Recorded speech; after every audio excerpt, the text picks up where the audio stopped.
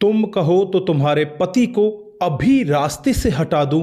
दोस्तों, दूसरी तरफ से आवाज़ आती है कि अभी नहीं, थोड़ा समय इंतज़ार करो, जब समय आएगा तब ये सब करना है। इधर जो पति कैब में बैठा होता है उसकी आंखें खुल जाती हैं और उसे पूरा मामला समझ में आ जाता है कि क्या प्लानिंग चल रही है। उसके बाद जो यहाँ पर होता है कभी किसी ने कल्पना भी नहीं की थी कि खुद की पत्नी इसकी मौत की प्लानिंग कर रही थी और अपने प्रेमी के साथ मिलकर ये सब बातें कर रही थी। उसके बाद यहाँ पर यह व्यक्ति नज़दीकी पुलिस स्टेशन में पहुँचता है और वहाँ जाकर जो खुलासा होता है कभी किसी ने कल्पना भी नहीं की थी। क्या था पूरा मामला? अगर आप लोग भी पूरे मामले को डिटेल से जानना चाहते हैं तो वीडियो को ज़रा सा भी स्किप ना करें, लास्ट तक वीडियो को ज़रूर देखिएगा। आगे बढ़ने से पहले हमारी वही रिक्वेस्ट कि जो हमारे चैनल के साथ नए हैं कृपया करके चैनल को फॉलो कर लें, बेल आइकन को जरूर प्रेस करें। नमस्कार, जय हिंद। आप देख रहे हैं APH न्यूज राहुल रावत के साथ। दोस्तों,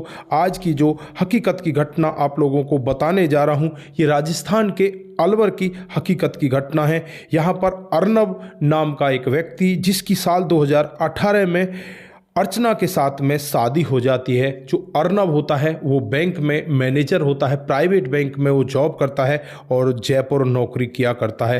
दोस्तों, धीरे धीरे इनका कामकाज चल रहा होता है। 2018 में शादी होने के बाद इनका जो घर परिवार है बड़े आराम से चलने लगता है। धीरे धीरे समय बीतने लगता है और समय के हिसाब से ही इनको 2 बच्चे हो जाते हैं। साल 2025 आ जाता है। साल 2025 में एक बाला कैब होती है, बाला कैब, उस कैब को बुक किया जाता है और उस कैब का जो ड्राइवर होता है उसका नाम ऋषभ शर्मा होता है।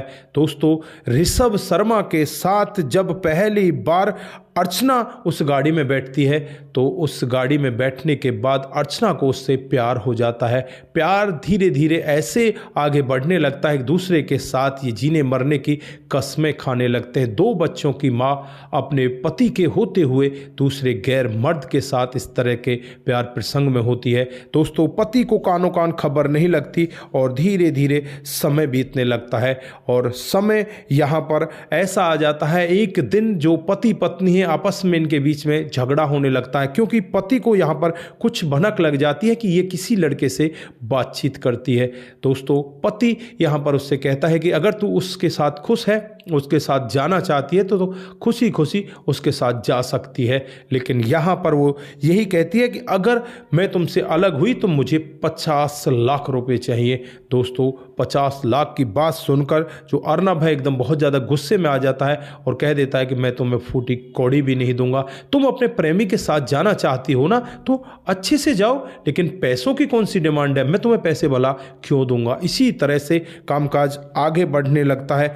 दोस्तों, 7 सितंबर का वाकया होता है जब ये पत्नी अपने घर से 5 लाख रुपए और कुछ जेवरात, कुछ नकदी और यहाँ से लेकर चली जाती है और उसके बाद यहाँ पर ये वापस नहीं आती। पति को लगता है कि यार तुझे तो पत्नी की ज़रूरत है, अब तुझे वापस लेकर आना चाहिए। खुद पति अपनी ससुराल जाता है और वहाँ जाने के बाद अपनी पत्नी को वापस ले आता है। वापस आने के बाद पत्नी का वही रवैया होता है, जरा सा भी उसमें बदलाव नहीं होता।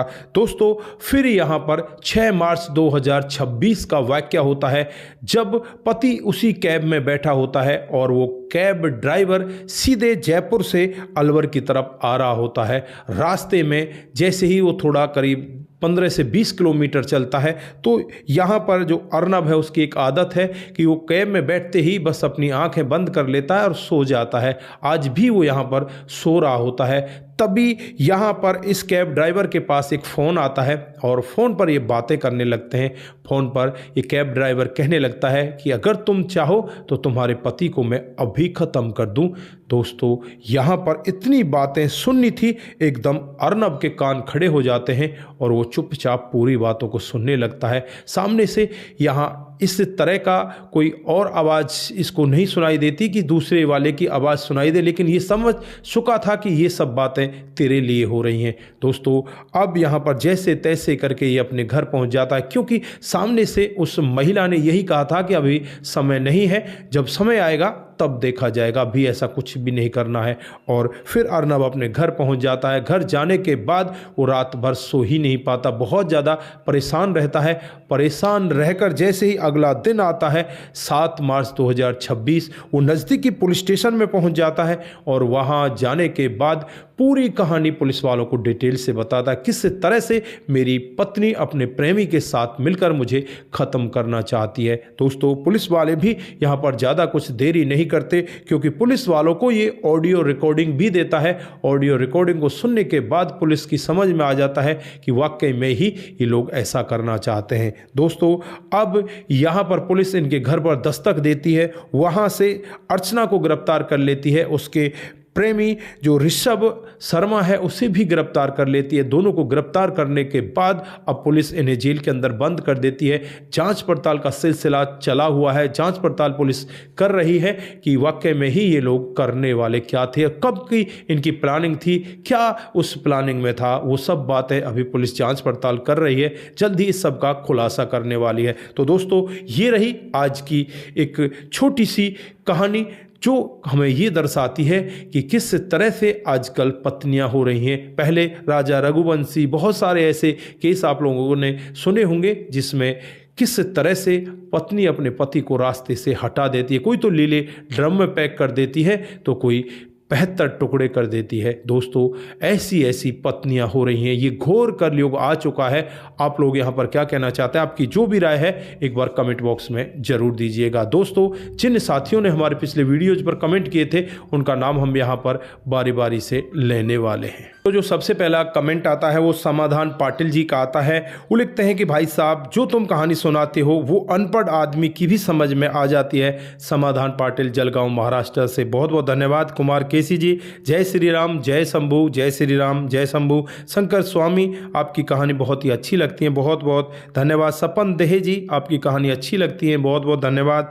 मुनमुन श्रीवास्तव, दीपिका ने बहुत गलत किया, अपनी बहन के प्रेमी की जान से नहीं मारना चाहिए, इसमें कितने आदमी फंस गए। जय हिंद, जय भारत। गोपालगंज बिहार 28 वार्ड नंबर 23 से बहुत बहुत धन्यवाद। उसके बाद जो कमेंट आता है वो रघु रावत का आता है। वो लिखते हैं कि आपकी कहानी बहुत अच्छी होती है, बहुत बहुत धन्यवाद। और उसके बाद में जो कमेंट आता है वो कमेंट आता है धर्मेंद्र कुमार शर्मा का।